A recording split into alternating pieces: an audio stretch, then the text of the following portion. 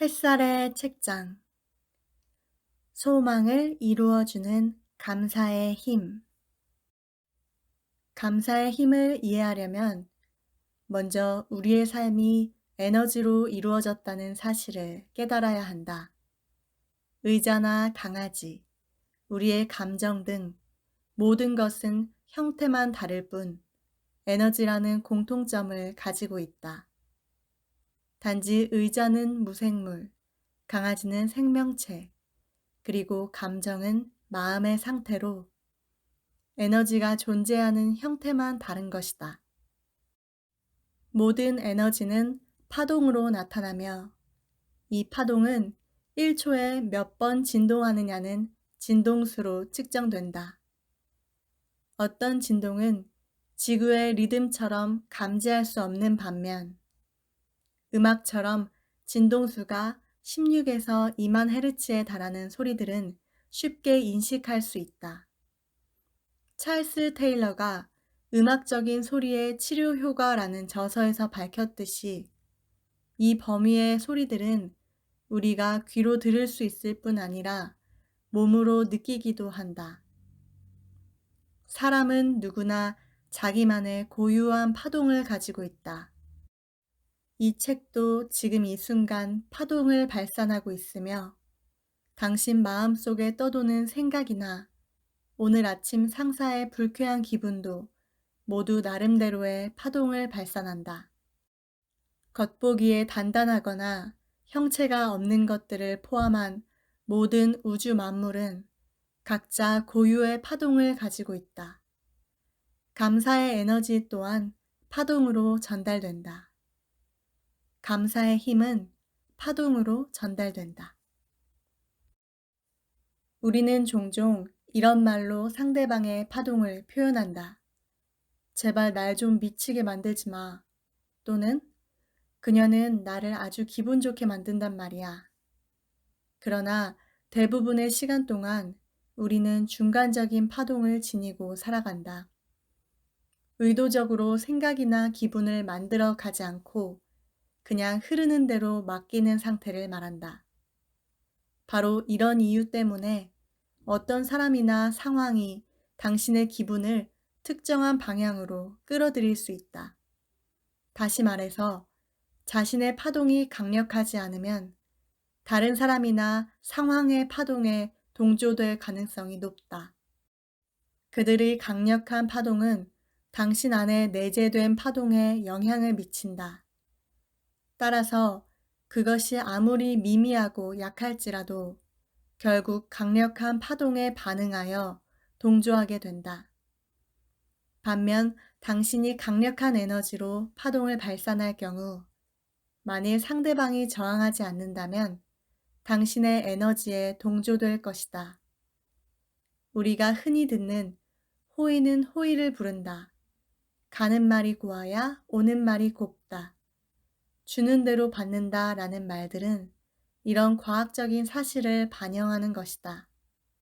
우리는 진동 에너지로 가득 찬 우주에 살고 있다. 따라서 당신이 어떤 에너지를 발산하느냐에 따라 동일한 에너지가 되돌아온다. 주는 대로 받는다라는 진리를 확인하기 위해 피터 톰킨스가 식물의 신비한 생애라는 책에서 실험했던 방법을 따라해보자.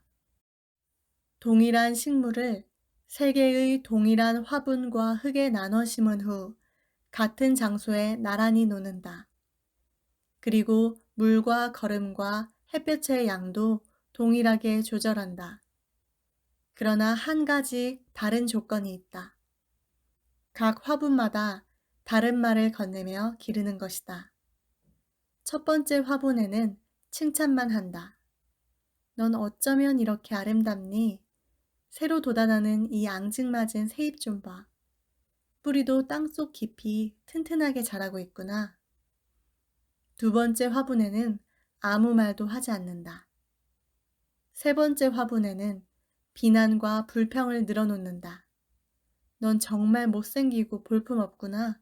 너 같은 꽃은 공들여 가꿀 가치조차 없어.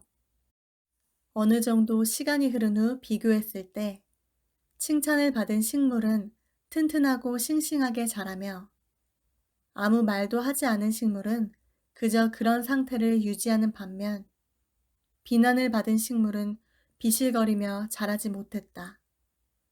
호의는 호의를 끌어들인다는 진리가 확실히 증명된 셈이다. 우리가 사람이나 환경에 감사하는 마음으로 반응하면 긍정적인 동조 현상을 끌어들여 삶이 더욱 행복해질 수 있다. 마음이 행복해지면 감사가 한결 쉬워진다. 특히 당신에게 행복을 가져다 준 것이 감사하는 마음이라는 사실을 깨닫게 되면 더욱 감사가 넘칠 수 있다. 감사하는 마음을 가로막는 괴물들. 감사를 실천하기로 각오를 단단히 했는데 왜 자꾸 감사할 수 없는 이유를 들먹이게 될까? 왜냐하면 이런 상황에서 왜 반드시 감사해야 하지? 이건 도저히 감사할 수 없는 일이야 라는 상황에 계속 맞부딪혀야 하기 때문이다. 그러나 감사라는 보물섬에 도착하려면 당신은 앞을 막아서는 많은 괴물들을 물리쳐야만 한다. 감사 모임 회원인 테레사의 의견을 들어보자. 감사를 실천하는 동안 꿈이나 사랑, 비전 등 자신들이 갈망했던 것에 가까이 다가서면 처음에는 막강한 방해 요소에 부딪히게 되지요. 때로는 상태가 오히려 악화되는 기분이 들 수도 있어요. 처음 이 감사 모임에 들어왔을 때 저도 여러 형태의 방해 요소를 극복해야만 했죠.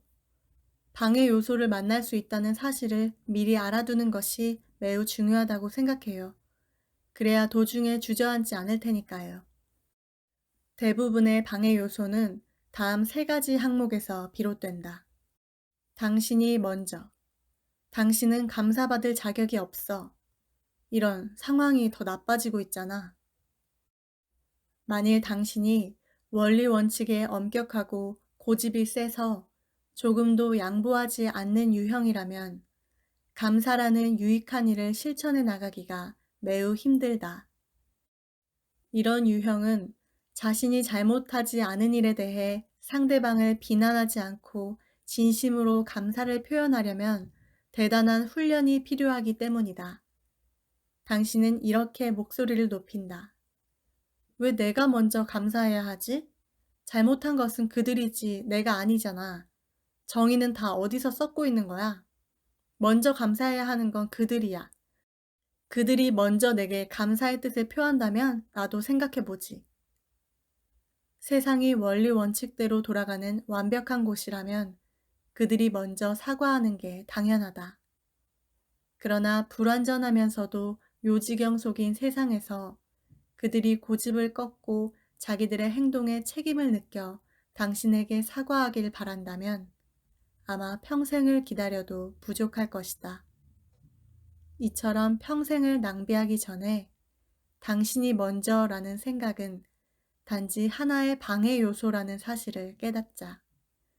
일단 이렇게 시야를 넓힌 다음 자신의 원칙을 버리는 게 아니라 한 발 양보하면서 감사한 생각과 감정에 서서히 다가가야 한다. 중요한 것은 누가 옳으냐가 아니라 어떻게 하면 당신이 행복해질 수 있느냐는 것이다. 감사가 당신의 정당함을 증명해 주지는 않겠지만 행복을 듬뿍 안겨줄 수는 있을 것이다. 당신은 어떤 선택을 하겠는가? 감사의 또 다른 방해 요소는 당신은 감사받을 자격이 없어 라는 생각이다. 달리 표현하면 이건 매우 기분 나쁜 상황이야. 도저히 감사하는 마음을 느낄 수 없어 라는 말이다. 물론 정말 참기 어려운 상황에 처할 수도 있지만 그렇다고 감사할 요소가 전혀 없는 것은 아니다. 역설적으로 말하면 감사야말로 위기를 극복하게 만드는 가장 강력한 무기다. 당신의 앞길을 가로막는 이 장애물은 주로 당신의 감정이다. 당신은 분노나 굴욕감, 수치심, 충격, 두려움, 절망감 등의 포로가 되어 있거나 우울증, 의욕 상실에 사로잡혀 있는 것이다. 이런 감정들을 이겨내는 것은 매우 힘든 일이다. 당신은 감정을 다스리기보다 상황이 먼저 변할 것을 기대할 수도 있다. 그러나 상황이 바뀌기를 기다리는 건 다른 사람이 먼저 감사하길 기다리는 것처럼 평생이 걸려도 불가능한 일이다. 그런 고통을 굳이 오랫동안 견디지 않아도 되는 방법이 있다. 매우 간단한 해결책이지만 상황에 따라서는 힘든 일일 수도 있다. 만일 당신이 아주 작은 것에라도 한 가닥 감사의 실마리를 찾을 수 있다면 상황을 크게 변화시킬 수 있다. 물론 어려운 만큼 엄청난 수확이 확실히 보장되는 투자다. 감사를 실천하는 초기에는 상황이 더 악화되거나 전혀 효과가 없는 것처럼 보일 수도 있다. 만일 서로 갈등을 겪고 있는 연인이 갑자기 감사를 표한다면 오히려 갈등을 고조시킬 수도 있다. 그러면 당신 입에서는 불평이 터져 나올 것이다. 뭐야, 감사 따위는 전혀 효과가 없잖아. 당장 때려치워야지. 만일 이런 반응이 나타나면 다음 격언을 상기하라. 만일 상황이 힘들어지면 어려움이 해결되고 있는 중이다. 그리고 감사를 지속시키기 위해 앞으로 이 책에서 배우게 될 기술과 테크닉을 이용하라. 갈등이 고조된다는 것은 문제를 해결할 기회가 커진다는 것을 의미한다. 한바탕 불꽃 튀는 격돌을 거치면서 두 사람의 갈등은 해결의 실마리를 찾게 될 것이다. 이런 과정을 거치면서 무조건 감사하겠다는 결심이 선다면 당신은 가장 막강한 장애물을 통과한 것이다. 이제 당신은 감사를 실천하면서 부딪히게 될 장애물에 대해 알게 되었다. 감사하는 사람이 되는 다음 단계는 무엇일까? 당신은 이 세상에 살아있다는 것 자체에 먼저 감사해야 한다. 삶 자체에 감사하라. 만일 당신이 감사라는 렌즈를 통해 사람이나 사물을 인식하고 해석할 수 있다면 당신 삶에 좋은 일이 발생할 가능성이 크게 증가할 것이다. 스티븐 코비가 성공하는 사람들의 7가지 습관에서 지적했듯이 당신은 문제를 일으키는 마음가짐에서 기회를 만드는 마음가짐으로 바뀌게 될 것이다. 일단 감사하는 삶을 살겠다고 마음먹으면 감사할 물건과 사람과 상황이 꼬리를 물고 이어진다. 오늘은 어제보다 좋고 내일은 오늘보다 더 많은 기쁨을 누리게 된다. 에몬스 박사는 감사의 기쁨에서 이렇게 묘사했다. 우리 연구팀은 감사하는 마음을 삶에 대한 경외심, 기쁨, 고마움이라고 정의를 내렸다. 이것은 단순히 즐거움을 초래하거나 고상한 인격을 반영하는 행동이 아니라 삶을 보다 행복하고 건강하고 충만하게 만들며 생명을 연장시키는 효과까지 지닌 반드시 필요한 성향이다. 먼저 당신의 삶에 대한 감사 지수는 어떻게 되는지 평가해보자. 누군가가 안녕하세요? 오늘 기분이 어떠세요? 라는 질문을 던졌을 때 당신은 어떻게 대답하는가? 당신의 대답은 대강 이렇지 않을까? 그저 그래요. 매일 다람쥐 쳇바퀴 도는 생활이죠. 아까는 10분이면 갈 약속 장소에 가는데 1시간이나 걸렸지 뭐예요. 지긋지긋한 교통체증에서 언제나 벗어나는지. 더구나 오늘따라 고객이 엄청 짜증나게 굴더라고요.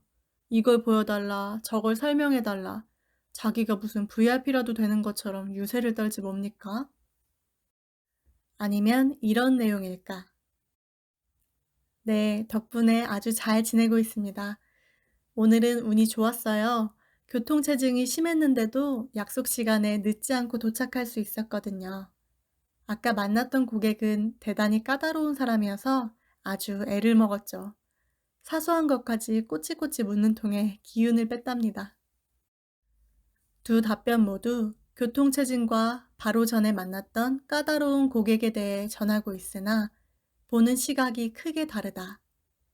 두 번째 대답은 낙천적이고 긍정적인 자세를 보여주고 있다.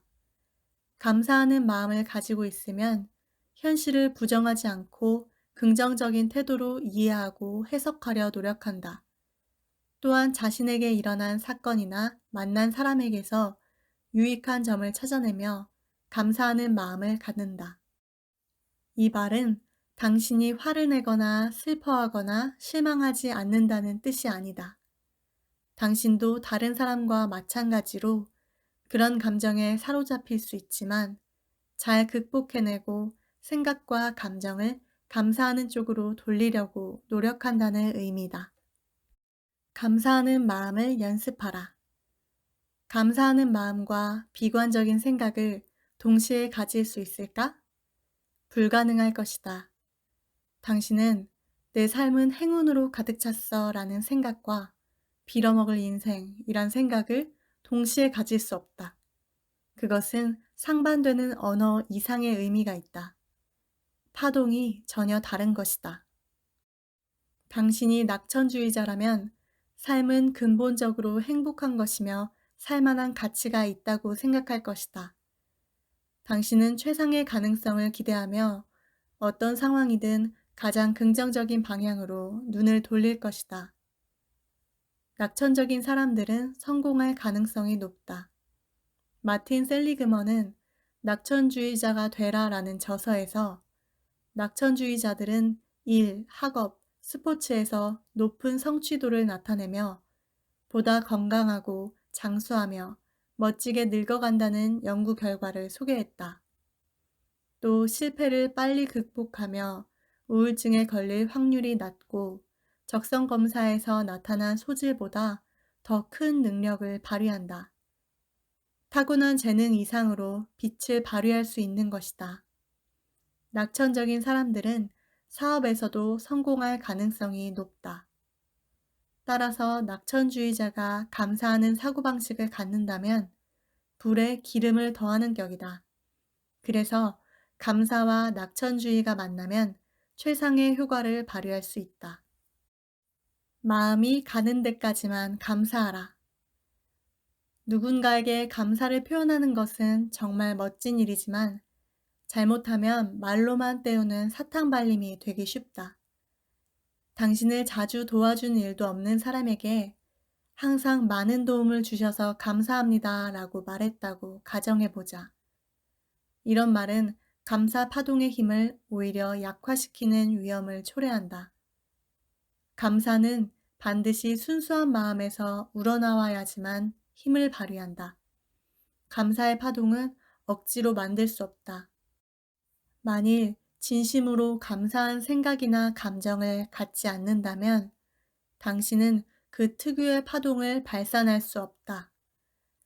친구와 저녁 식사를 하고 극장에 갔다고 가정해보자. 당신은 평소 맛있는 음식이나 대화는 좋아하지만 영화 구경은 별로 즐기지 않기 때문에 영화평을 장황하게 늘어놓는 친구에 대해 짜증이 났다. 그런데 정말 멋진 저녁이었어. 즐거운 시간을 갖게 해줘서 고마워 라고 말할 경우 당신은 마음이 캥길 것이다. 그 말의 일부만 사실이기 때문에 거짓말쟁이가 된 기분이 들 것이다. 따라서 말 이외의 감사 표현도 약화될 수밖에 없다. 당신이 발산하는 파동이 진정한 감사가 아니기 때문에 친구 또한 그 느낌을 충분히 받지 못한다. 파동에 관한 한 주는 대로 받는다는 진리가 반드시 지켜진다. 거짓된 감사를 표현하지 말아라. 대신 그날 저녁 당신이 진심으로 감사할 수 있는 구체적인 요소를 찾도록 하라. 예를 들어, 저녁을 먹으면서 나눈 대화는 정말 좋았어. 우리가 어떤 일에 대해 함께 아이디어를 나누고 의논할 수 있다는 게 너무 감사해. 라고 말하면 어떨까? 당신의 감사는 진정한 감사의 파동을 발산하기 때문에 긍정적인 효과를 발휘하게 될 것이다. 누구나에게 모든 것에 대해 다 감사하려고 애쓰지 말아라. 감사가 진심에서 우러난 것이라면 어떤 사람이나 상황에 대해 일부만 감사를 해도 충분한 효과가 있다는 점을 기억하라. 감사의 파동 통합하기. 당신의 감사 레퍼토리에 다른 사람에 대한 감사를 추가했다면 확실하고 효과적인 감사의 삼박자가 모두 갖춰진 셈이다. 곧 삶과 자신과 다른 사람에 대한 감사다. 당신의 가슴과 머리가 감사로 잘 무장되어 있다면 파동의 힘은 막강해진다. 당신의 파동은 이제 온전한 통합을 이룬 것이며 통합은 곧 힘을 의미한다.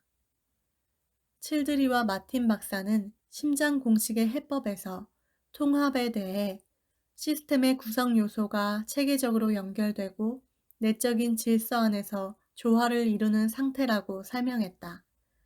이것은 매우 이상적인 상태로 모든 것이 원활하고 효과적으로 작용하는 것을 의미한다. 이 연구는 또 당신이 진심으로 감사나 사랑을 느낄 때는 심장 박동이 규칙적이고 균형을 이루며 통합적으로 변한다는 것도 입증했다. 심장 박동과 더불어 뇌파도 안정을 찾아 신체의 모든 기관이 조화롭고 통합적인 상태가 된다. 칠드리와 마틴 박사에 따르면 모든 기관이 조화를 이루는 상태는 마치 백열전구가 레이저 빔으로 바뀌는 것과 같다고 한다. 백열전구에서 나오는 빛은 사방으로 흩어진다. 그것들은 통합되지 않은, 조절되지 않은 상태이기 때문에 빛이 여러 방향으로 분산된다. 반면 레이저 빔의 빛 입자는 모아지거나 통합된 형태이기 때문에 한 곳으로 강하게 집중된다. 따라서 강철도 통과할 수 있는 매우 강한 힘을 발휘한다. 이와 마찬가지로 당신의 감사 파동이 통합적인 수준에 이르면 강한 집중력을 발휘하게 된다. 감사는 당신의 일상이 되며 감정과 정신과 본질의 밑바탕이 된다. 당신이 추구하는 삶의 주된 가치관으로 자리 잡는 것이다. 읽어드릴 부분은 여기까지입니다. 책의 목차를 보시면 아시겠지만 제가 읽어드린 부분 이외에도 감사의 힘을 이용해 관계를 치유하는 방법, 특히 부부 간의 관계를 개선하는 방법에 대해 자세히 나와 있고요. 직장 생활에 도움이 되는 방법과 감사하는 마음으로 아이들을 키우는 방법, 건강법, 특히 노화에 관련된 이야기와 감사의 힘을 이용한 다이어트 방법도 소개되어 있습니다. 관심 있으신 분들은 책을 구해서 읽어보시기를 추천드려요. 오늘도 감사한 하루 보내시길 바랍니다. 들어주셔서 감사합니다. 햇살의 책장, 햇살이었습니다.